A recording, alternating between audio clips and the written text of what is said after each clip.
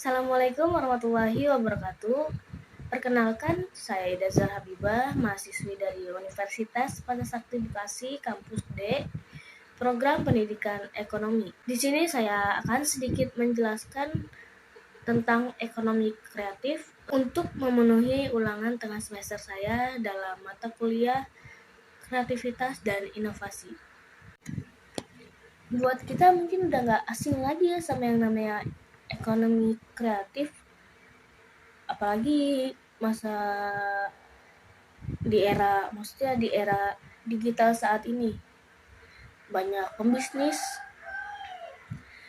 pembisnis yang lebih mengutamain kreativitas di bidang bisnisnya. Apalagi pada masa pandemi kemarin, kalian bisa lihat sendiri kan, banyak kreativitas dan inovasi-inovasi baru terus bertambah.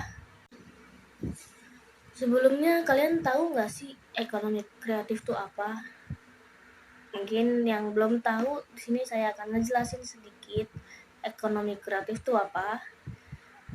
Ekonomi kreatif merupakan proses ekonomi yang termasuk kegiatan produksi dan distribusi barang serta jasa di dalamnya, yang membutuhkan gagasan atau ide kreatif serta kemampuan intelektual dalam membangunnya.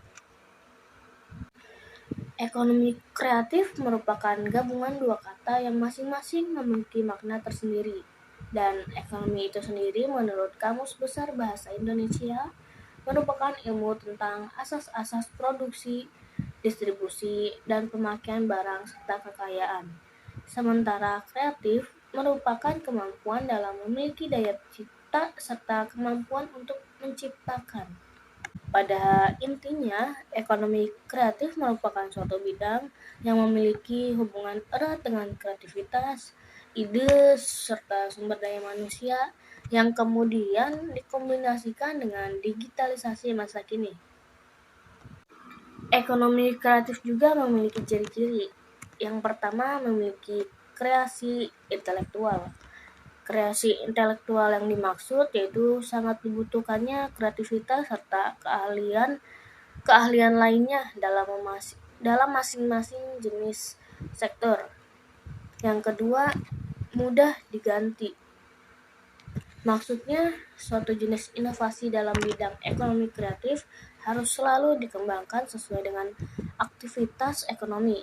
Maka dari itu, kreasi dan inovasi yang ada diharapkan mudah diganti untuk menyesuaikan pasar dan dapat diterima dengan baik oleh konsumen.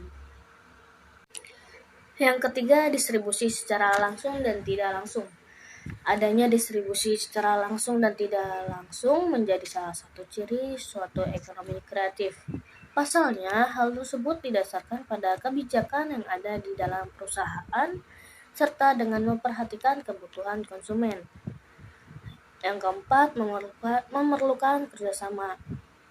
Kerjasama merupakan hal penting yang selalu hadir dalam setiap bidang pekerjaan.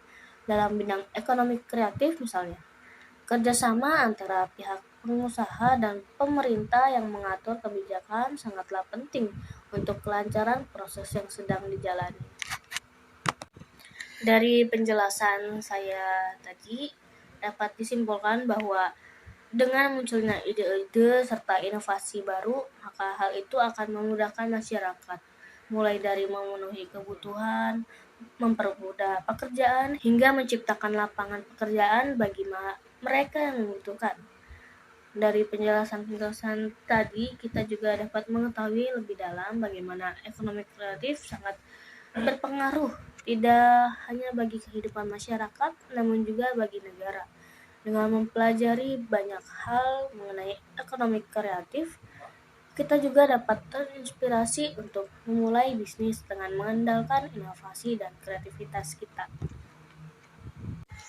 Sekian penjelasan dari saya mengenai ekonomi kreatif.